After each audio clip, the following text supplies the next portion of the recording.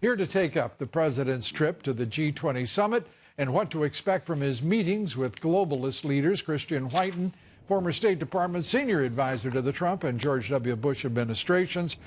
Christian, great to have you with us. Let's start first with China and the prospects of a deal. This sounds like some advertising for some real disappointment for those who are expecting the president to continue his tough policy position on trade with China. Yeah, it also sounds like deja vu. You know, we supposedly had a big deal with China early in the administration at Mar-a-Lago, and that was supposed to lead to some wonders of trade. Chinese didn't really do anything with it. That fell apart. And then earlier this spring, March, April, I think Larry Kudlow went on TV and said the trade war is over. Interesting. They didn't want to call it that before. And that there was some deal. The president looked at this deal and then decided to apply sanctions. And I think, again, the Chinese are doing that. They're raising hype.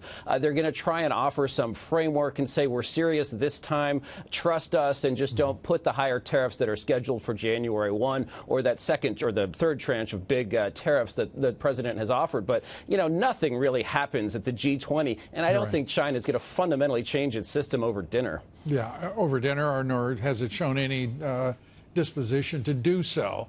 The president himself putting the kibosh on these reports, what he would likely style as fake news, that there would be some sort of framework come out of this, which is usually, no offense, Christian, you're given your background in the State Department, it sounds like typical gobbledygook coming out of the State Department that it just means nothing and really pretends nothing.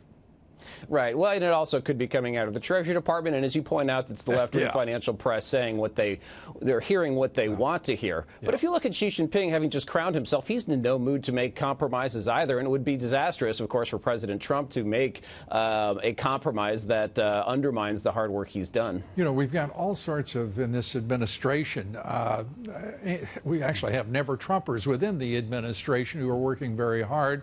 I give you Anonymous, the author of that anonymous op-ed in the New York Times, who's never been found out, or at least identified publicly.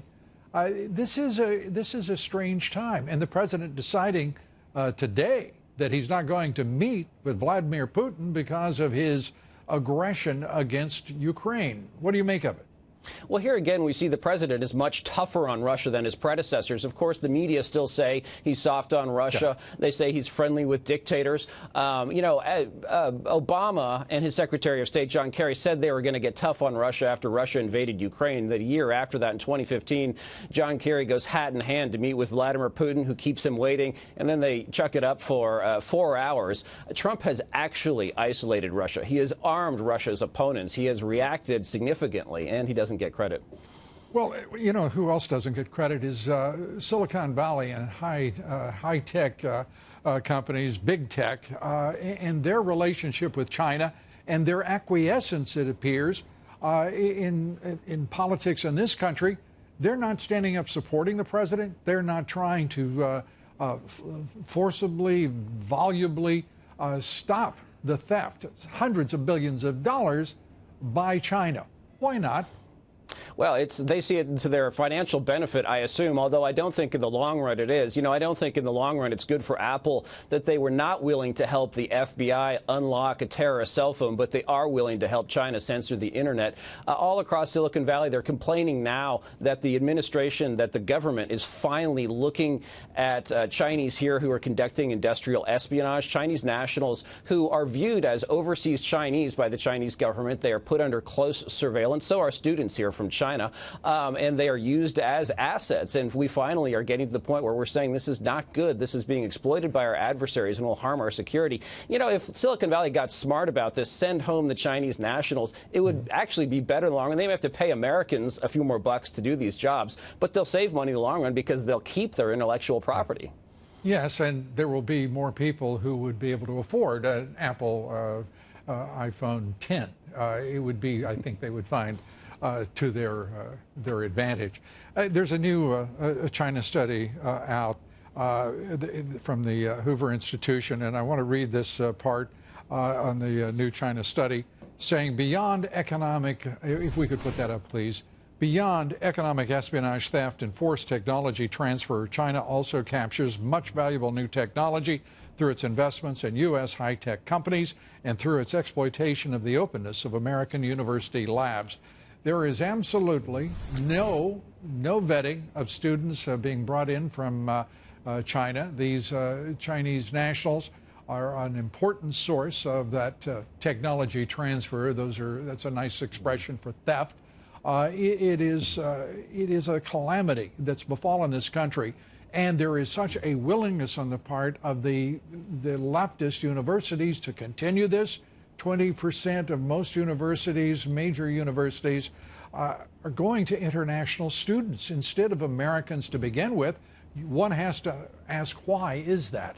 And why? Who are they serving?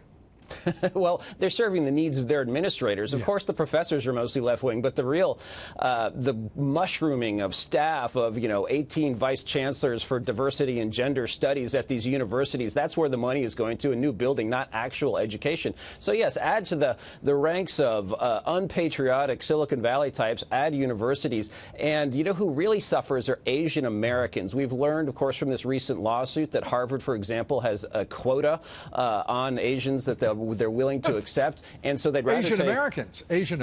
Exactly. And so these Chinese who are here, often being used as assets by the Chinese government, will pay full ride. So they are pushing aside Asian Americans who we ought to be training and ought to be giving technical skills, not our adversaries. Yeah, isn't it extraordinary? Asian Americans, citizens, are being screened, and international students, including Asians, are being welcomed with open arms as they help to maintain, if you will, those high tuition levels for universities that, for the most part, are repositories of left-wing indoctrination.